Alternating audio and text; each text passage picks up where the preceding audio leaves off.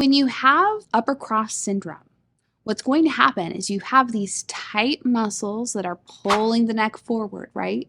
And then you have those tight muscles in the back of your neck skull that are going to cause compression there. And what happens is not only are you pulled forward, but you're shortened here and you're lengthened here. There's strength in finding answers. We're going to be talking about why this happens and what we do to correct it. Today is going to be your education masterclass. We are digging in deep into the why and the how. We find that a lot of you have already tried the right exercises, but they haven't been done with the right muscles. Yeah. So we're going to talk about how we can actually get to the root of things to correct what's going on. Now, first of all, why does this happen? So for you, if you are hypermobile, if you're ADHD, if you're autistic, you tend to have a dysfunctional nervous system. So your nervous system recruits the easiest muscles possible to hold your body together. That serves you in the short run, but in the long run, that can cause muscular tension and pain because those muscles are your SCM, your masseters, your suboccipitals in the back of your neck skull, your upper traps, your pecs, your tight rotator cuffs. Those muscles are predominantly fast twitch muscle fibers. They are very easy for your nervous system to recruit. They require very little oxygen and blood flow. So they are getting overly recruited, then they get fatigued, then they get short and tight and inflamed. And in turn, they pull your neck forward and your shoulders forward out of stability. Your stabilizer muscles are what we want to get online, but they're expensive. Your nervous system does not want to take the time to spend that energy to recruit those muscles. Your diaphragm, your cervical flexors, your inner abdominals, and your stabilizers at the bottom of the inside of the shoulder blade are your stabilizers that we want to get online. We want to teach your nervous system how to recruit these. When you finally teach your nervous system how to recruit your stabilizers, these tight muscles can finally stop overcompensating. We're going to rewire your nervous system. It might start out really, really small, and that's okay. We're going to listen to your body. We're not pushing past tension. We're not pushing past pain. This is not a no pain, no gain kind of situation here. We're listening to which muscles are getting recruited. Where do you feel the exercise? That's what's really going to matter here. So here in day one, I'm going to teach you what's called isometric activation. Teaching your nervous system to recruit these muscles in such a tiny way. And it's going to be so dang hard. It's going to be mind-boggling. Why can't my body do the smallest little tiniest things? This is why we're here. And this is why typically we have this tension and pain. Now, do we also have other things going on like hypermobility, connective tissue disorders, where we just don't have a lot of stability in the body? Yes. And is strength really important to build on top of that? Absolutely. And we're going to do that here. But first, we're going to start with teaching the right muscles to be able to do that job, okay? So when we are trying to teach the muscles to wake up, to activate, we are starting small, and we're just listening to your body's capacity. If you go past capacity, past that boundary line, guess what's going to happen? All of those tight muscles are going to go ding, ding, ding, ding, and overcompensate, okay? So if you feel it in the wrong muscles, it doesn't mean it's the wrong exercise necessarily. It just means that the wrong muscles are overcompensating. So we're going to start with the diaphragm. Why is this so important? I'm not talking woo-woo foo-foo, although I am a little bit woo-woo foo-foo. I'm not saying that you need to, breathe deeply in order to heal your pain or something like that. We are actually dealing with a neurophysiological issue here, where the diaphragm is expensive. These accessory muscles have to compensate every single breath. So think about how many times you breathe throughout the day. It's probably a lot. Hopefully, I'm hoping that you breathe a lot throughout the day. Now think about if the wrong muscles are compensating for that breath every single time. They're going to get tighter and tighter and tighter and more fatigued and inflamed. And this is one of the root issues that we're typically dealing with, that we're not really addressing. So we're going to try to feel your diaphragm here, all right? And I'm going to tell you how to do that. Your diaphragm lives inside of your rib cage. And what we want to feel is essentially two balloons here at the bottom of the rib cage, all right? We want to feel those two balloons right right here on the inside lining of the ribcage. Don't feel it like I am, but you want to be able to feel a sensory connection to them. And you want to feel these two balloons acting as a vacuum to draw in the air when you inhale. So we want to feel this 360 expansion like balloons. They're drawing in the air, they're expanding out and down 360 as you inhale, and then as you exhale, they come back. Inhale, they draw in the air like vacuums. Exhale.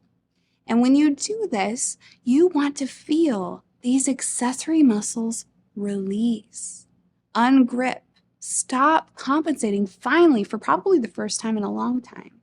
If you don't feel that, don't worry. It can take time to build neural connection. It can take a month. It can take 2 months sometimes to actually learn how to breathe properly, and that's okay. It comes through repetition. But I'm going to show you how to do that now. You can lay down with this, laying down with maybe some good head support. You can have some pillows underneath your knees, and then try to feel these two balloons draw in the air.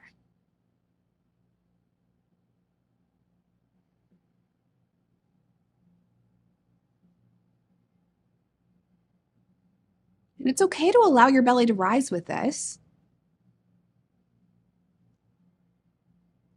But there's a difference between a belly breath, where it's just your belly sticking out, which we've done a million times in yoga classes, and your diaphragm actually working to make that breath happen. Let me show you the difference between those two.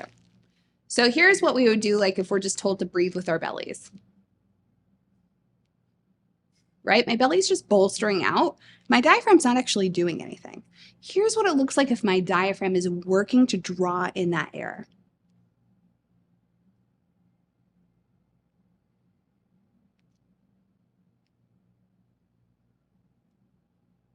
Can you see that difference? It starts here and then it draws in the air. And as we do that, we're trying to feel the jaw and the neck ungrip. Once you get it, it's magic and it's going to serve you for life. And just a side note, yes, your upper traps can ungrip and your ribs can actually start to get more stable as well when your diaphragm starts learning how to do its job. So to start it off today, we are going to do 2 sets of those diaphragmatic breaths. But here's the clicker. The number of reps is going to depend on you. What is the capacity of your diaphragm? Is it 1 breath? Is it 3? Yes, we want to challenge that capacity and create endurance here and give the muscle challenge. But guess what happens if we push past that capacity? Boom, boom, boom, everything else compensates. So we're going to have you do that diaphragmatic breath right now, get into a comfortable position. Go ahead and try to feel those 2 balloons draw in the air. Let's take a moment to do that now. Trying to feel the jaw ungrip.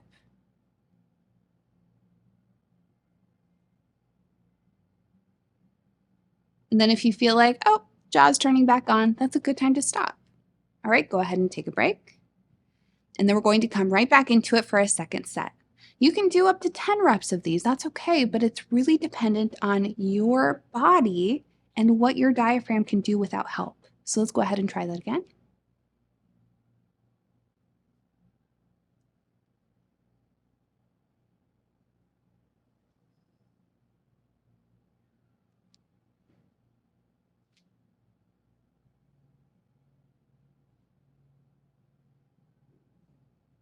All right, go ahead and stop there.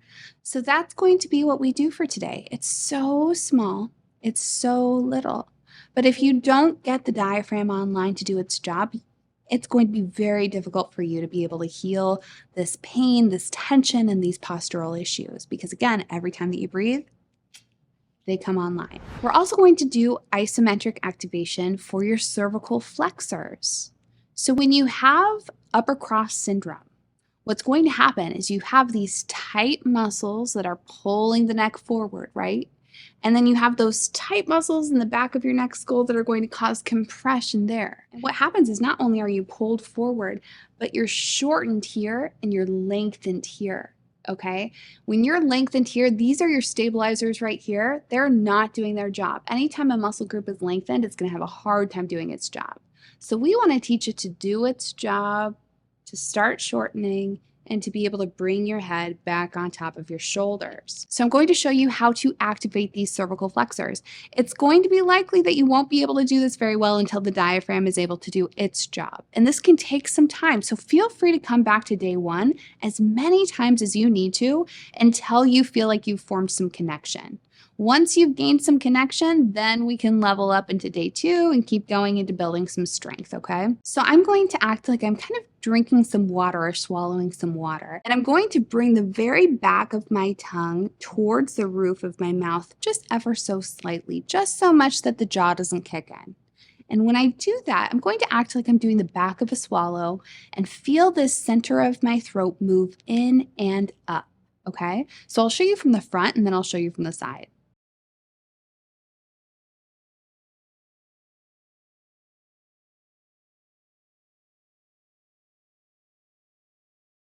Now I'll show you from the side view of what that looks like.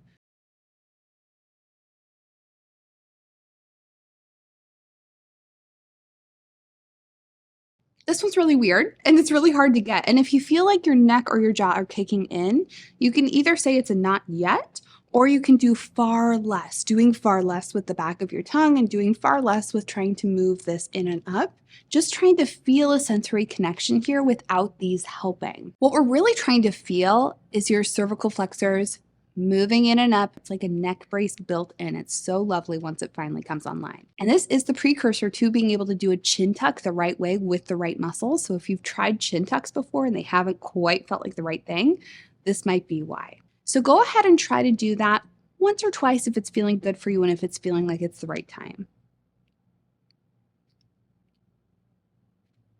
And if you didn't get it quite yet, don't worry, you're not alone. Sometimes it takes a month, 2 months for us to finally get it. That's okay. Keep at it.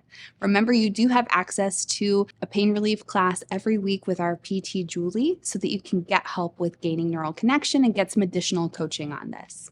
But let's move on to your scapular stabilizers. These are going to be really important for actually anchoring the shoulder so that you don't have all of that upper trap tension and the pecs and that instability in the shoulder and even in the ribs. So let's go ahead and go over what those are. Your scapular stabilizers essentially live right here. And you have your rhomboid major and your lower traps. These are what anchors the shoulder and helps to get rid of that rounding. And these also can help hold the head on top of the shoulders like a string. So these are really important. And I know you probably have tension here as well. Don't worry, there are other muscles here called your erector spinae that go all the way up and down the sides of your spine that are very tight for many of us and overcompensating. So we have a lot of muscles in this area. But what I want us to be able to feel here is just a small connection to the bottom inside of that shoulder blade. And what we want to feel is this muscle here just lightly bringing those shoulders together, feeling the bottom inside of the shoulder blade isolate, okay? So we're just lightly trying to feel, you'll see how small this is. It's just so small. Isometric activation. We're just lightly trying to feel those wake up. Here's the thing. You're probably going to have a low back that tries to do this, or upper traps that try to compensate. And it's not going to be so drastic, but you'll feel it here and you'll feel it here. If that's the case, try going smaller so that you feel it nice and isolated right here on the inside of the shoulder blade, just very lightly squeezing together, so small that it's barely any movement at all. And if you feel it in those other areas, do less.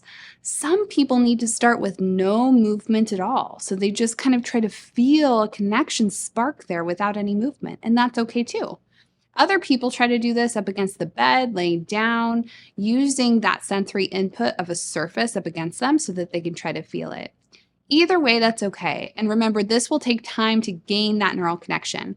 But once we get it, then we'll be able to build into doing scapular exercises, being able to do them with the right muscles the right way. It's really going to make all of the difference. So those are your scapular stabilizers that we want to start to get online before we build into doing other types of shoulder exercises. All right, so I'm going to have you practice that now. You can lay down or you can be standing. I wouldn't recommend doing it sitting unless you need to. And just trying to feel that bottom inside of the shoulder blade. If you lightly move it, or even if you don't move it at all, doing it once or twice. and then taking a break and trying to feel what just activated. Again, if it wasn't in the right area, take heart. That's normal at this point, but that's what we're going to consistently try to do day in and day out so that we can build neural connection and then build strength on top of it. That's where we're going to stop for today. This was an intensive. The days following are not going to be as long. They're going to be a lot faster. We're going to have some convenient days where we can just move right through. That's it for today. I will see you in your next session.